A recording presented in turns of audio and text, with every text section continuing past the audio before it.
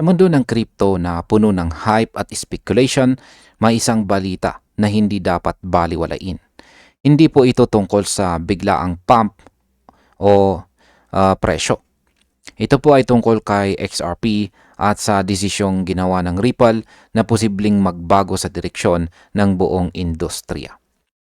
Bilang isang crypto enthusiast na tumitingin po sa fundamental at saka structural moves, masasabi kong ito ay isang hakbang na hindi pa tinatahak ng ibang crypto project. Hindi po ito basta reaction sa regulation. Ito ay strategic positioning. Sa bidong ito, ay ipapaliwanag po natin kung bakit sinasabing may linya ng tinawid or line na nag-cross sa XRP at kung bakit tayo bilang mga traders, investors, holders o hodlers ang direktang apektado dito. At ayan, bakit nga ba mahalaga ang desisyon ng Ripple na pumasok mismo sa US banking system? Karamihan po sa mga crypto projects ay takot sa sistema ng bangko. Mas gusto po nilang manatili sa gilid at lumaban mula sa labas. Pero si Ripple ay gumawa ng kabaliktaran. Ayon po sa analysis ni Pampios, ang Ripple Labs ay naghain ng interagency application para magtatag ng Ripple National Trust Bank sa United States. Hindi po ito shortcut. Hindi rin po ito workaround. Ito ay direktang pagpasok sa mismong US banking framework. Ang ibig pong sabihin nito ay gusto ni Ripple na mamuhay sa ilalim ng parehong rules na sinusunod ng traditional finance. Para po sa market, ito ay malinaw na sinyales ng long-term commitment at hindi po panandali ang depensa laban sa mga regulators. Ngayon ay ano nga ba ang ibig sabihin ng pagkakain sa Office of the Comptroller of the Currency?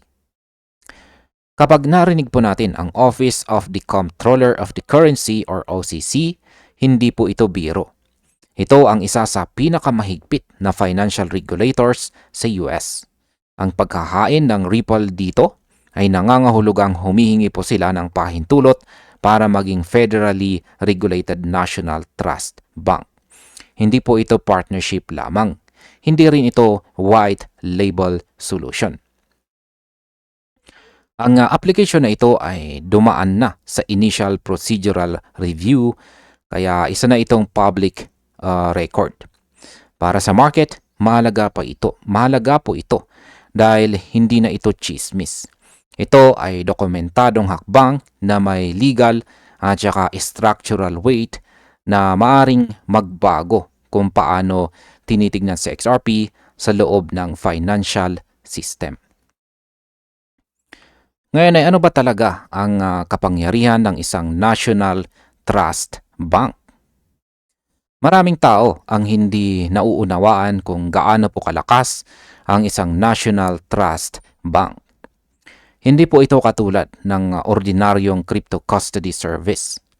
Ang ganitong bangko ay may kakayahang magbigay ng fiduciary at saka custodial services sa institutional level. Para kay Ripple, ito po ay nangangahulugan ng direct custody ng digital assets nang hindi po umaasa sa third party. Ibig sabihin ay mas control, mas transparency at mas tiwala. Ang compliance po dito ay hindi na reaksyon. Ito ay built-in po sa operasyon. Ito ang malaking pagkakaiba ng Ripple kumpara sa maraming crypto firms na compliance lang kapag napilitan na. Ngayon ay paano po nito binabago ang compliance game sa buong crypto industry? Ang karaniwang problema ng crypto ay laging nahuhuli sa regulation. Lagi po silang umaangkop pagkatapos masita. Sa hakbang na ito, ipinapakita po ni Ripple na pwedeng mauna ang compliance bago pa ang pressure. Ito ang tinatawag na structural integration. Hindi lang ito surface level compliance na pang press release. Para sa mga regulators, mas madali nilang kausapin ang isang entity na nasa loob na ng sistema.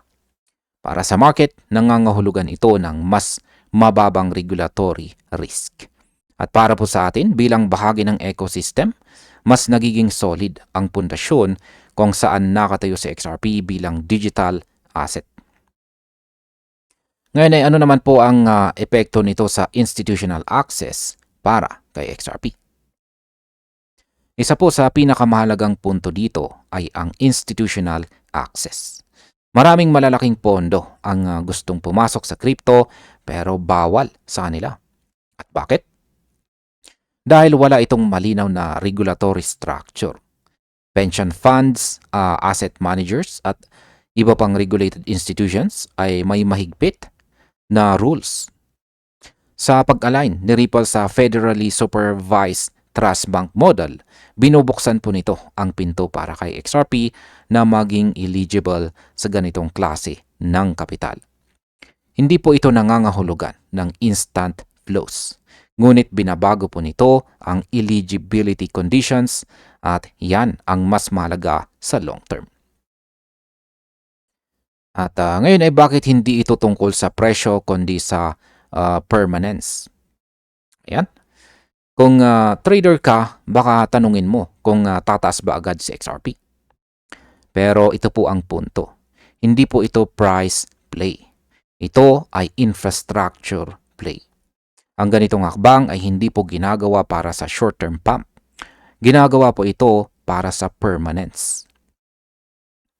Kapag ang isang crypto project ay bahagi na ng financial plumbing, mas mahirap na itong alisin. Para sa mga holders at hodlers, ito po ay senyales ng maturity. Hindi na po bata si XRP. Unti-unti na po siyang kumikilos bilang bahagi ng global financial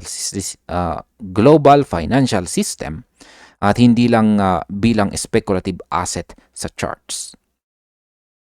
At bilang panghuli ay ano naman po ang aking masasabi tungkol dito. Sa aking opinyon, ito ang isa sa pinakamatalinong galaw sa kasaysayan ng crypto. Hindi po ito popular na opinyon. Pero habang ang iba ay nakikipag-away sa mga regulators, si XRP naman ay pumapasok sa loob ng sistema at binabago ito mula sa loob. Kung ma-approve ang Ripple National Trust Bank, ilalagay nito si Ripple sa kakaunting grupo ng mga digital asset companies na tunay na regulated sa US. Para po sa atin, malinaw ang mensahe rito. Si XRP ay hindi po siya sumusugal. Siya ay naghahanda para sa mahabang laban sa hinaharap ng global finance.